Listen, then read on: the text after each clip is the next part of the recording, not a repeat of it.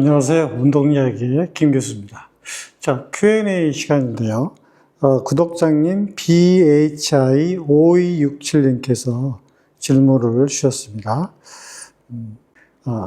교수님 안녕하세요. 산소 환기당량과 이산화탄소 환기당량 그래프에서 산소 환기당량이 감소하다가 증가하는 이유는 운동 강도가 높아짐에 따라서 이산화탄소를 배출하기 위해 산소 섭취량보다 환기량이 더 커지기 때문에 증가하게 되는 것이고, 이산화탄소 환기당량은 반대로 이산화탄소 섭취량의 증가가 환기량보다 커져서 지속적으로 감소하는 것으로 이해하는 게 맞을까요? 라고 질문을 주셨습니다. 정확하게 이해를 하고 계시는 것 같습니다. 여기에서 조금 더 제가 좀 더 첨부해서 좀 말씀을 드려보도록 할게요. 자, 먼저 우리가 환기당량이라는 말을 좀 이해를 할 필요가 있죠. 환기당량. 자, 환기당량이라는 것은 뭐냐면 우리 인체에서 일정한 양의 산소와 그리고 이산화탄소라는 게 있는데, 산소를 섭취하기 위한 기준, 그리고 이산화탄소를 배출하기 위한 그 기준에 맞는 환기량을 우리가 뭐라고 표현하면 환기당량이다, 이렇게 보통 표현하거든요. 우리가 일반적으로 정상적인 환기당량은 25 정도로 보고 있는데요. 자, 이건 무슨 얘기냐면, 예를 들면 산소 환기당량이라고 표현해 볼까요? 그러면 산소 환기당량, 보통 이렇게 표시하기도 하는데, 이건 뭐냐면 산소 100ml, 즉 100cc 정도를 섭취하기 위해서 필요한 그 환기량을 보통 산소 환기당량, 보통 이렇게 표현하기도 하죠. 또한 이산화탄소를 배출하기 위해서 필요한 환기량을 이산화탄소 환기당량, 보통 이렇게 표현하는 건데요. 자, 그러면 여기서 예를 들면 산소 환기당량을 가지고 한번 표현해 볼게요.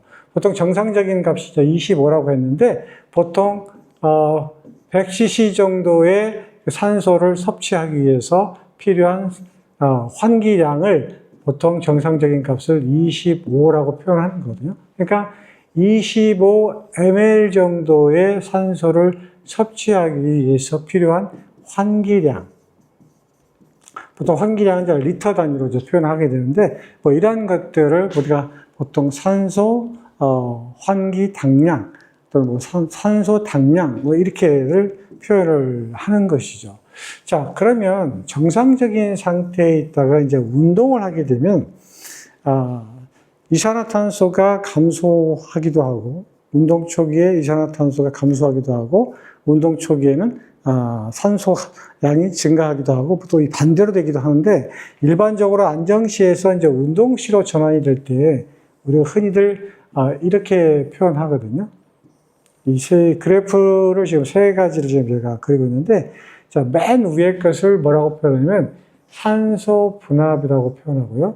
그 다음에 두 번째 것을 이산화탄소 분압이라고 표현하고, 맨 마지막 것은 이제 환기량이라고 표현을 하실 때, 산소 분압이라는 것은 산소라고 하는 분자의 밀도가 많으면 많을수록, 산소가 많으면 많을수록 압이 증가한다는 거고, 이산화탄소도 마찬가지죠. 양이 증가하면 증가할수록 이산화탄소 분압이 증가하는 거다, 이렇게 표현하는 거죠. 자, 여기가 안정시선이라고 표현하면, 여기는 이제 안정시라고 표현하고, 여기서부터 이제 운동을 시작하는 그 지점이 되는 거죠. 자, 그러면 그래프가 어떤 변화를 보여주냐면, 안정시 산소 분압에서 운동을 여기서 시작하는 거죠. 운동을 시작하게 되면 산소 분압이 어떻게 되냐면 감소를 했다가 다시 원래 상태로 증가하는 경향을 보여요. 그 다음에 이산화탄소 분압은 어떤 상태를 보이면 안정시 상태에서 살짝 증가했다가 다시 원래 상태로 돌아가는 경향을 보이고 있고요. 다음에 환기량은 어떻게 되죠? 운동을 시작하게 되면 지속적으로 이렇게 증가를 하는 그런 형상을 보여주고 있습니다. 그러면 여기서 우리가 알 수 있는 것은 운동 초기에, 운동이 시작되는 이 초기에 보면 산소의 양은 작아지는 거죠. 이 산소의 양은 작아지는데 무엇은 증가하냐면 환기량은 증가하게 되고, 그 다음에 이산화탄소의 양은 증가되는데 역시 환기량도 증가하게 되는 거죠. 자, 그러면 여기에서 우리가 알 수 있는 것처럼 운동이 시작되면서 환기량은 증가를 하는데, 운동 초기에 뭐가 증가하지 못하냐면 산소 섭취량이 증가하지 못한 현상을 보여주는 거죠. 그러니까 운동 초기에는 산소 섭취량보다 오히려 환기량이 더 증가하게 되니까 산소 섭취량이 줄어드는 거고, 또 운동 초기에 환기량은 증가하지만 이산화탄소의 배출이 증가하지 못하기 때문에 이와 같이 보시면 이산화탄소의 양이 증가하는 것을 보여줄 수가 있습니다.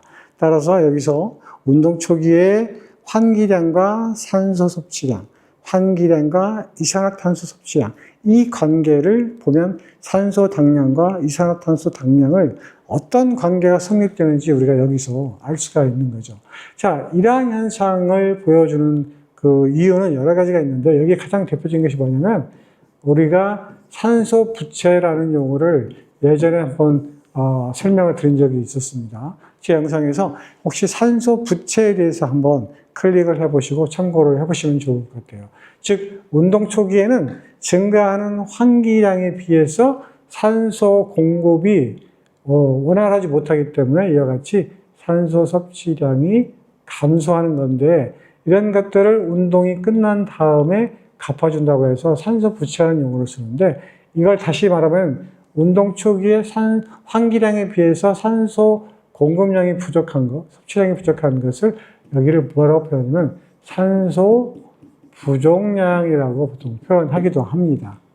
또 운동 초기에는 만들어진 이산화탄소를 배출을 해야 되는데 환기량에 비해서 이산화탄소 배출량이 적기 때문에 이와 같이 이산화탄소 생성량이 증가하는 그런 경향을 보인다. 이렇게 이해를 하시면 될 것 같습니다. 자, 오늘 질문해 주신 질문 내용에 대해서 답변을 드렸는데 충분한 이해가 되셨으면 좋겠습니다. 저는 다음 영상에서 다시 찾아뵙도록 하겠습니다. 안녕히 계세요.